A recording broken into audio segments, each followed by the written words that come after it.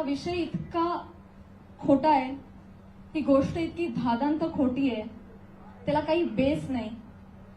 एका सांस्कृतिक कार्यक्रमामध्ये सत्कार स्वीकारताना काढला गेलेला एक फोटो, ती आमची एकमेव भेट, धन्यवाद हा एकमेव संभाषण, एक शब्द, याच्यावरून एवढी आवई उठावी, त्याला मी का प्रत्युत्तर देऊ?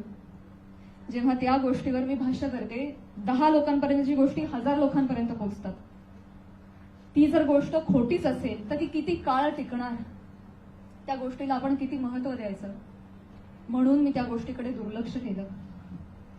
शांत बसणं मी योग्य समजलं आणि याला भरपूर साथ होती ती मी ज्या व्यक्तींबरोबर काम करते, ज्या संचाबरोबर काम करते, माझं कुटुंब, माझा मित्रपरिवार, सगळे आप्तेष्ट, महाराष्ट्रातली जनता, प्रेक्षक, ज्यांचं प्रेम आहे माझ्यावर.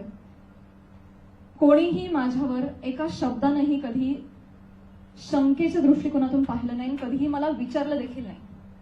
प्रत्येक जण भेटला त्यावेळी हे म्हणाला, प्राजक्ता योग्य करतेस, शांत राहा, धीरानं सामोरी जा.